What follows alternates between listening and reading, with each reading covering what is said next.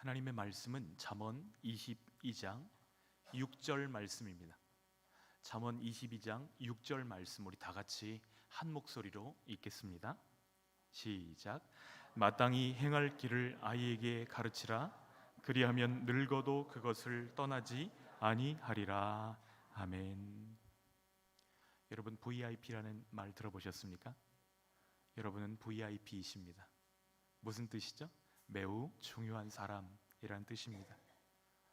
여러분은 하나님께도 그리고 여러분들의 자녀들에게도 매우 중요한 사람들이십니다. 제 인생을 빚어주신 첫 번째 선생님이 계신데요, 그분들은 저희 아버지와 어머니이십니다. 아버지는 제 인생의 방향을 잡아주셨고 어머니는 제 인생의 태도를 가르쳐 주셨습니다. 이 두 분이 저를 만들어 주시고 세워주셨기 때문에 제가 오늘 이 자리에 있는 것입니다. 여러분은 지금 이 두 분들을 제 속에서 만나고 계십니다.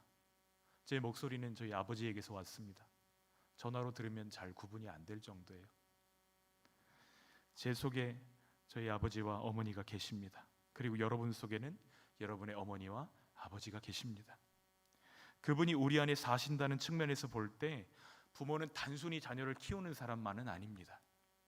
어린 자녀들이 곧 어른이 되고 어른이 돼서 가정을 이루고 또 사회를 이끌어갈 지도자가 되기 때문입니다.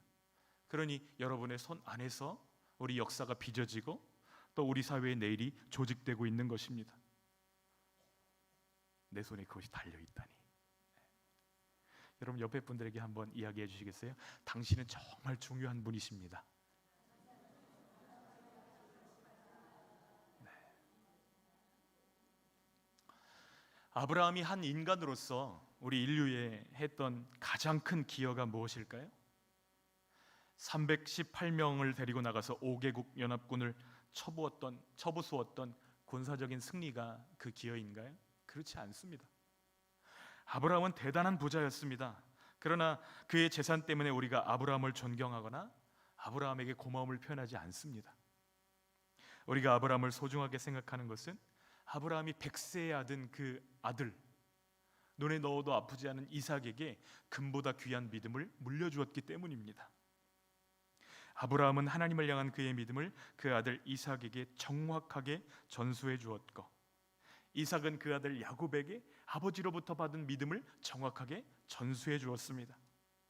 야곱이 비록 부족하고 연약하다 할지라도 12명의 아들들을 낳아서 그 아들들에게 하나님의 계획과 비전을 심어 주었습니다. 하나님 나라를 위한 일꾼들로 이 자녀들을 다 세워놓은 것이에요.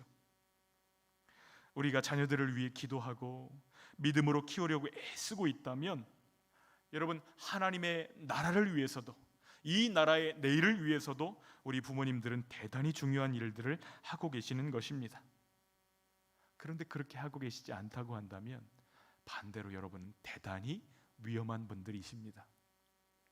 여러분 때문에 30년 후에 우리 모두가 눈물을 흘리는 일들을 맞이할 수도 있기 때문입니다. 우리가 우리의 자녀들을 바르게 세우지 않으면 우리가 만든 잘못된 제품 때문에 전 세계가 고통을 당하게 될 것입니다. 여러분, 김형직, 강반석을 아십니까? 이들은 신실한 믿음의 사람들이었습니다. 두 사람은 하나님의 복으로 잘생기고 건강한 아들을 얻었습니다. 그들은 아들을 육체적으로 건강하고 리더십이 탁월한 아들로 키웠습니다. 믿음 빼고 세상에 좋은 것이라고 말하는 건 다 주었습니다. 한 가지 빼고 다 준 거예요. 강반석과 김형직의 그 자랑스러운 아들이 누구죠? 김일성입니다. 그 아들로 인해서 얼마나 많은 사람들이 눈물을 흘렸는지 모릅니다. 민족 상잔의 원흉이 되었습니다. 그러므로 우리가 자녀들에게 물려줄 수 있는 가장 소중한 유산은 믿음이 되어야 되겠습니다. 많은 부모님들이 죽을 고생하면서 자녀를 잘 키우려고 애를 씁니다. 그런데 건강하지 못한 방식으로 아이들을 양육하면서 서로 상처를 주고받습니다. 부정적인 영향력을 물려주는 부모님들의 몇 가지 유형이 있습니다. 첫 번째, 간수형 부모입니다. 마치 간수가 죄수들을 이렇게 딱 지켜보듯이 일거수일투족을 다 체크합니다. 아이가 앉으면 앉았다고 뭐라고 하고, 일어나면 일어섰다고 뭐라고 하고, 자면 잔다고 뭐라고 하고, 수많은 체크리스트를 가지고 감독하는 부모의 유형입니다. 나중에 다 돌려봤습니다. 두 번째 유형은 붕어빵 장사형 부모입니다. 자기가 만들어 오는 그 틀에 밀가루를 붓는 게 아니고 사람을 붓습니다. 아이를 그 틀 속에서 찍어내고 싶어 합니다. 얼마나 많은 부모들이 내가 못 해본 것을 자녀가 했으면 좋겠다, 이 소망을 가지고 아이들을 키우는지 모릅니다. 내가 치고 싶었던 피아노를 아이에게 강요합니다. 근데 아이는 박자 감각이 없어요. 그럼 그 시간이 즐거울까요? 그렇지 않습니다. 행복하지 않습니다. 아이는 감자처럼 생겼는데 부모는 아이에게서 장미꽃을 자꾸 키우려고 합니다. 붕어빵 장사 같은 부모입니다. 또 세 번째는 좀 표현이 좀 그런데 삽질형 부모입니다. 왜 이렇게 표현했냐면 자녀를 삽 끝에다가 탁 떠놓고 떠넘기는 거예요. 떠넘깁니다. 누가 수학을 잘 가르쳐요? 그럼 거기다 딱 맡기고, 누가 영어를 잘 가르쳐요? 거기다 딱 맡기고, 어느 학원이 성적 잘 올라요? 거기다 맡기고, 그 다음에 누가 내 아이를 잘 맡아줄까? 이것이 최고의 관심사예요. 교회를 선택할 때도 이것이 주된 관심사입니다. 자기가 해야 될 책임을 다 남에게 넘기는 부모입니다. 그래서 삽질형 부모입니다. 명품 중독형 부모도 있습니다. 자녀에게 최고로 채워줘야 아이도 최고가 될 줄로 알고 신발도 명품, 속옷도 명품, 최고의 것을 공급하기 위해서 죽을 고생을 합니다. 그러나 사람은 명품을 두른다고 명품이 되는 것이 아니잖아요. 그 아이가 명품이 되게 하려면 명품의 가치와 명품의 생각과 명품의 태도를 갖추게 해야 되는데 그저 명품을 사다 안기는 것에 집중하는 것이죠. 또 한 부모는 택시 기사형 부모가 있습니다. 항상 시동을 걸어놓고 대기합니다. 학교 끝나면 수학학원 데려다주고, 수학학원 끝나면 태권도학원 데리고 가고, 태권도학원 끝나면 발레학원 데리고 가고, 발레학원 끝나면 미술학원 데리고 가고, 그리고 나서도 시간이 남으면 영어학원 갔다가 집에 데리고 옵니다. 얼마나 바쁜지 몰라요. 항상 바쁩니다. 아이들도 바쁘고 부모도 바쁘고. 그런 노력에 대해서 제가 폄하하려는 것이 아닙니다. 제게는 그럴 자격도 없고 권리도 없습니다. 자녀를 훌륭하게 키우겠다는 그 노력에 대해서 오히려 고마운 생각까지 듭니다. 근데 그렇게 열심히 하는데 왜 나오는 제품들은 점점 더 안 좋아지는 것이죠? 역사상 지금처럼 교육에 대해서 관심을 가지고 사람들이 투자하고 했던 적이 별로 없습니다. 사교육비가 사상 최대입니다. 아버지들이 허리가 휘도록 벌어다 줘야 겨우 아이들을 학원 보냅니다. 이렇게 교육을 많이 시키는데 엄마 아빠들이 교육 때문에 그 고생을 하면서 살아가는데 이 시대 교육의 열매는 그 질이 갈수록 떨어지고 있어요. 5 커플이 결혼하면 한 커플만 아이들을 낳습니다. 아이들을 낳는 게 아니고 아이 하나를 낳습니다. 그러니까 아이들이 너무나 소중한 것이죠. 그 소중한 아이에게 가장 좋은 교육을 제공하지만 그 어느 때보다도 더 많은 불량 제품들이 산출되고 있습니다. 얼마 전에 수능 만점 의대생이 여자친구를 살해한 사건 때문에 우리가 많이 놀랐습니다. 부모가 이 아이를 키울 때 뭐라고 키웠을까요? 공부만 잘하면 된다고 했을 것입니다. 내 뜻대로 여자친구가 안 되니까 죽여도 좋다고 생각했을 거예요. 우리는 마음을 다하고 뜻을 다하고 성품을 다해서 자식을 잘 키워보려고 하는데 어째서 그렇게 형편없는 아이들이 계속 나오는 것이죠? 한 가지를 빠뜨리고 있기 때문입니다. 정말 멋진 자녀를 세우려면 무엇부터 챙겨야 될까요? 어떻게 해야 될까요? 이 질문에 대한 답이 잠언 22장 6절에 나와 있습니다. 그 지혜가 잠언 22장 6절 말씀에 담겨져 있습니다. 우리 한번 같이 읽어볼까요? 마땅히 행할 길을 아이에게 가르치라. 그리하면 늙어도 그것을 떠나지 아니하리라. 여기 가르치라라는 동사 안에 그 지혜가 들어 있습니다. 이것은 단순히 모르는 것을 알게 하라 이런 뜻이 아닙니다. 히브리어 카낙이라는 동사인데요, 이 단어에는 3가지 용례가 있습니다. 뜻이 3가지가 있는데 들이다, 시작하다, 훈련하다 이런 뜻이 있습니다. 들이다, 시작하다, 훈련하다. 아이를 하나님께 드리고 아이가 마땅히 행할 길을 시작하게 하고 그것을 반복하여 훈련할 때에 늙어도 그것을 떠나지 않게 하시겠다는 약속입니다. 이 말씀 속에서 우리 부모님들이 힘을 얻게 되시길 바랍니다. 또 우리 아이들을 작은 예수로 세울 지혜를 발견하시기를 축복합니다. 어떻게 해야 되죠? 첫 번째, 아이를 여호와께 드리셔야 됩니다.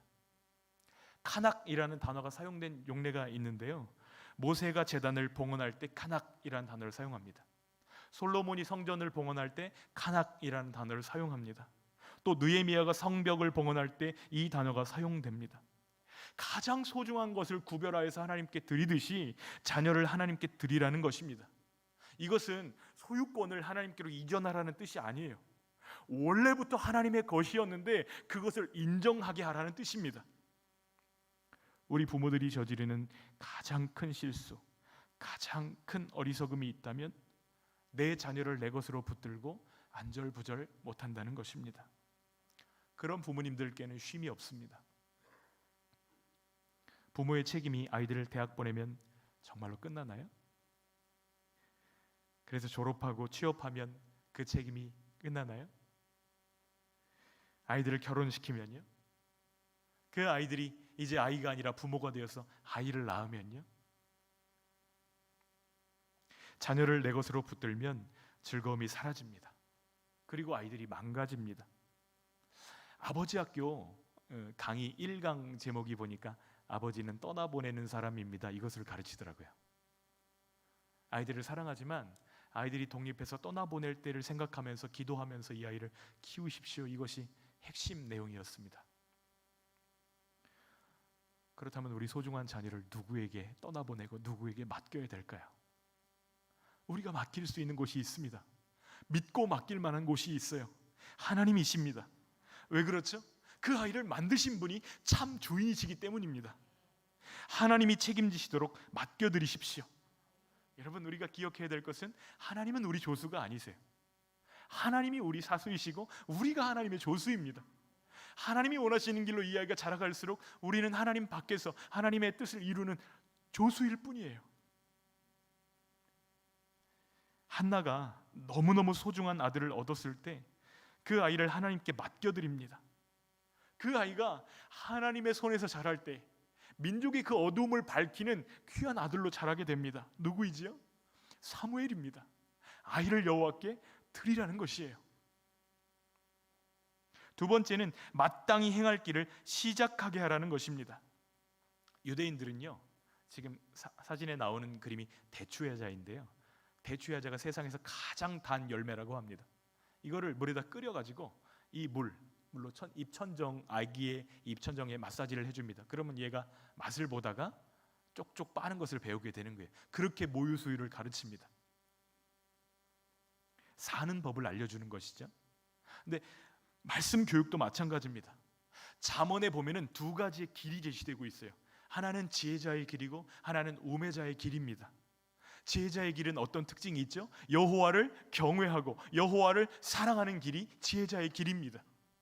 그런데 우매자의 길은 하나님을 인정하지 않습니다. 하나님을 바라보지 않습니다.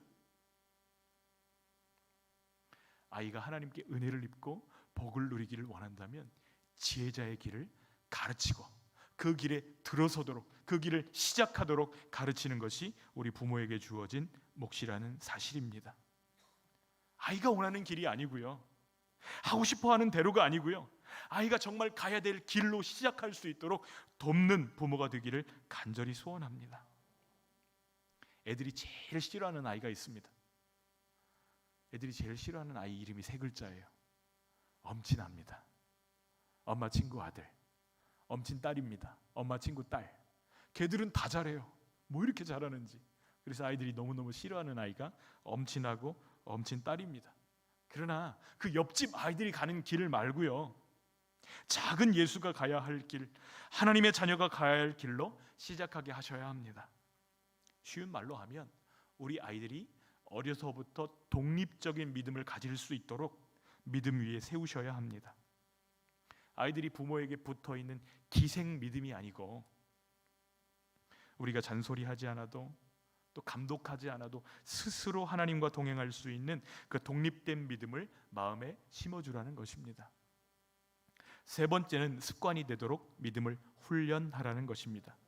카낙이라는 단어에는 훈련이라는 뜻이 들어 있습니다. 전쟁을 준비하는 것입니다. 우리 아이들이 영적 전쟁터에서 패잔병으로 끌려가거나 죽지 않고 승리하고 깃발을 흔들고 주님께 영광을 올려드리게 하려면 훈련해야만 됩니다. 여러분의 소원이 있으시죠? 우리의 자녀들이 다 하나님께는 기쁨이 되고 세상에는 축복이 되는 소원이 있을 것입니다. 군인으로 비유한다면 우리의 자녀들이 다 특전사, 특공대, 해병대 이런 전투력을 갖추기를 원하실 것입니다. 그런데 훈련은 공익근무요원처럼 하고 전투는 특전사처럼 싸울 수 있는 방법이 있어요, 없어요? 그런 법은 없습니다. 훈련하면서 흘리는 땀 한 방울 한 방울이 전쟁터에서는 피 한 방울과 같다. 이것이 군인들이 훈련할 때 훈련을 버텨내는 원리입니다. 훈련에는 세 가지 원리가 있습니다. 지속하고 시범을 보여주고 그리고 그것이 습관으로 자리 잡을 때까지 반복하는 것입니다. 계속해야 내 것이 됩니다. 하나님의 길, 하나님의 말씀에 순종하는 것도 계속해야 내 것이 됩니다. 지속입니다. 수영이나 운전은 동영상 강의로는 절대 배울 수가 없습니다. 어떻게 해야 되죠?